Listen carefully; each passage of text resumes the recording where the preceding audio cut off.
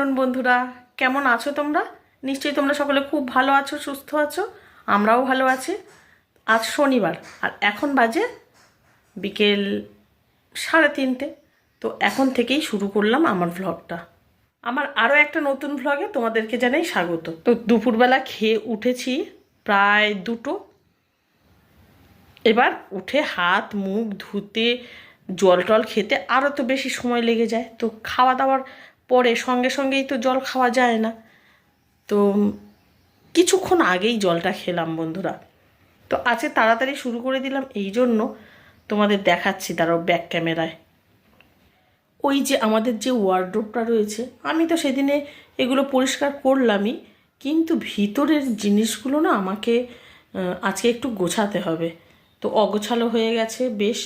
আর আরও একটা কাণ্ড ঘটেছে, দাঁড়াও সামনে এসেই বলছি। তো কী কাণ্ড ঘটেছে শোনো।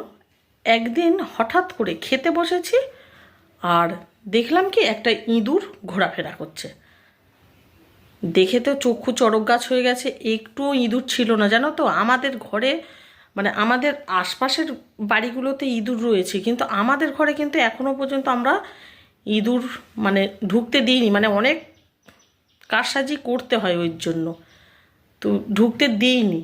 কিন্তু কি করে একটা দেখলাম, ওই যে ছোট্ট ইঁদুর, নেংটি ইঁদুর যাকে বলে, তো মানে মানে খাটের তলা দিয়ে ছোটাছুটি করছে।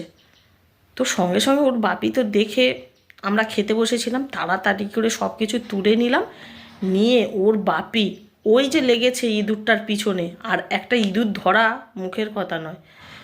তো আমাদের একদম খাটের নিচ টিচ সব সময় পরিষ্কার থাকে, তো মানে কোথাও থাকলে দেখা যাবে। তো একেবারে সব দিকের দরজা জানলা সব দিয়ে দিয়েছে, আমাদেরকেও বাইরে বের করে দিয়েছে। দিয়ে ওই ইঁদুরটাকে মারতে মানে ওর বাবার প্রায় 1 ঘন্টা সময় লেগেছে। তো নেংটি ইঁদুর বলো বন্ধুরা, কি করব। তো একটু না মেরে দিলে না হবে না। ওগুলো থেকেই যদি বাচ্চা পারে তাহলে তো আমরা ঘরে থাকতে পারবো না, আর সব জিনিস নষ্ট করবে। আর ওই ইঁদুরের পায়খানা এটা সেটা থেকে কত রোগ জীবাণু ছড়াবে বলো তো।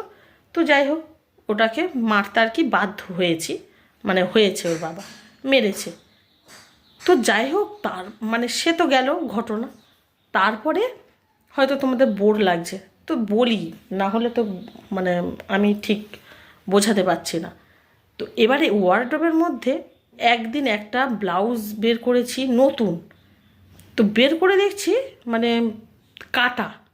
তো আমাদের মিনাদি বলল, ও বৌদি ওটা তো ইঁদুরের কাটা। তো আমি বলি, ইঁদুর? তাহলে এর মধ্যে কি ইঁদুর রয়েছে নাকি? আর ওর ভিতরে কি আরও থাকলেও থাকতে পারে।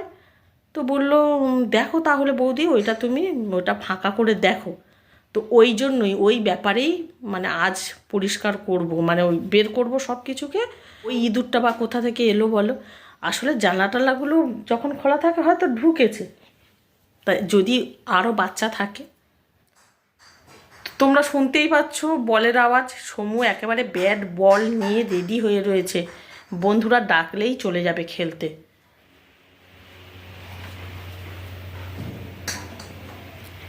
দেখো বন্ধুরা কোথায় খেলছে, দেখো ওই যে ব্যাট বল নিয়ে রেডি। আমাকে বল করতে বলছে, চিন্তা করো। আমি ওটা গোছাবো বাবু, ওয়ার্ডরোবটা।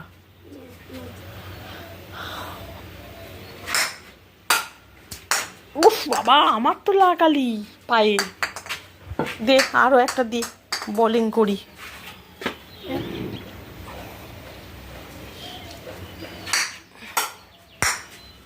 আমি ভালোই তো বোলিং করছি রে। তোদের টিমে নিবি? এটা শেষ বলা। তোরা কখন খেলতে যাবি? 5টা না বাজলে যাস না। কখন যাবি? প্রচণ্ড রোদ্দুর তো এখন। ঘাম ঝরছে টপ টপ করে। এই চল চল চল চল চল,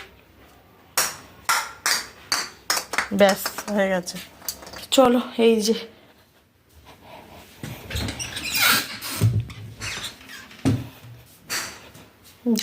এইগুলো একটু গুছিয়ে নিই।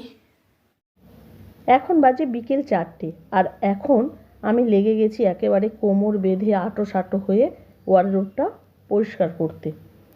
তো প্রথম দুটো র্যাক আমি ফাঁকা করে নিয়ে মুছে নিয়ে জিনিসগুলোকে একটা একটা করে রেখে দিচ্ছি। আর বন্ধুরা, যখন এই কাজটা করছি না, মনের মধ্যে এতটা ভয় লাগছে কি বলবো। যদি দেখতে পাই ইঁদুর, কিন্তু তার থেকেও আরও বেশি ভয় লাগছে কি বলো তো, যে কটা জিনিস না কাটা আমি দেখতে পাই। তো বলো, সব ভালো ভালো জিনিসগুলো যদি কেটে দিত তো কী অবস্থা হতো। নিশ্চয়ই তো ঢুকেছিল ইঁদুর, না হলে কাটলো কী করে, কে বা কাটতে পারে, তাই না? আমরা তো জানি ইঁদুরই কাটে।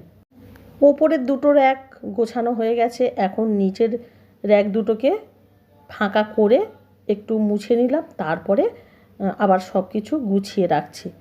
আর আজকে ক্যামেরা সেট করতে বন্ধুরা যা কালঘাম ছুটে গেছে কি বলবো।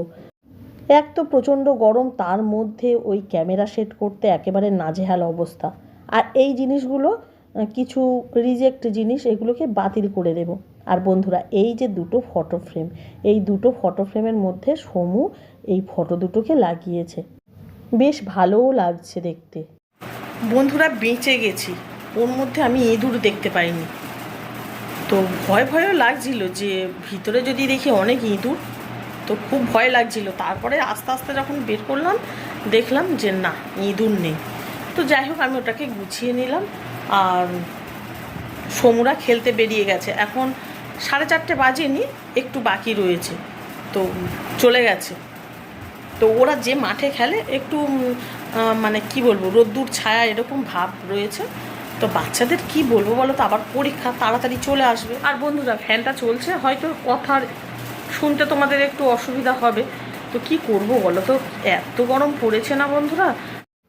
এখন বাজে প্রায় 4:45, সমুর বাপি নেমে এসেছে ফল কাটবে। আজ তরমুজ কাটছে, আর তরমুজের সাইজটা ধরিয়ে দিয়েছে দেখো আমার হাতে। তো খুব মিষ্টি বন্ধুরা, ওরাও খাচ্ছে বাইরে। সমু তো খেয়ে গেল না, ও এসে খাবে। শুভ আর শুভর বাপি ওপরে নিয়ে চলে গেছে তরমুজ খেতে। তো আমি খাচ্ছি আর টিভি দেখছি বন্ধুরা। আর এই খাওয়াগুলো কোথা থেকে শিখেছি বলো তো, সব ফোন থেকেই শিখেছি। এমনভাবে খায় না, আমারও ইচ্ছা করে এইভাবেই যেন খাই আমি। বন্ধুরা, একটু মজা করলাম। আর এখন দেখো, সমু আমার ভাঙা ট্রাইপডটা নিয়ে দেখছে সারাতে পারবে কি না। তো একটু কেরামতি করলো, পারলো না। এই ট্রাইপডের জন্যই কিন্তু আমার আজ ক্যামেরা সেট করতে নাজেহাল অবস্থা হয়েছিল, তোমাদের বললাম না তখন। এখন বাজে প্রায় সন্ধ্যা 7:30, চা খেতে বসে গেছি। সমুর বাপি আর সমু খেয়ে চলে গেছে। ওর বাপি ওই কাপে খেয়েছে, আর সমু ওই বাটিতে দুধ খেয়েছে। আর এখন আমি একা একা বসে বসে খাচ্ছি। শুভ গেছে বন্ধুদের সঙ্গে একটু বাইরে ঘুরতে।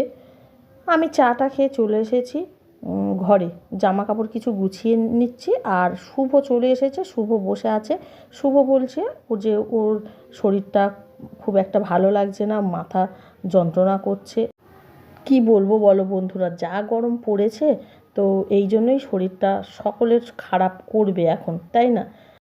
জামা কাপড় ভাঁজ করে আমি ওকে একটু চা করে দিলাম, ও খেয়ে দিয়ে ওপরে চলে গিয়েছিল। তারপরে আমি আবারও বিছানা গোছাচ্ছিলাম।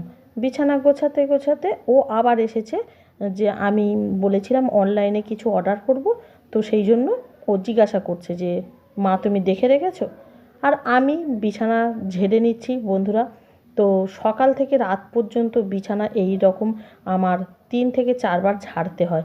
তো ঝাড়াঝাড়ি করে নিয়েছি, নিয়ে এখন চলে এসেছি থোড়গুলোকে কেটে নেব বন্ধুরা। তো এগুলো পরের দিন রান্না করব।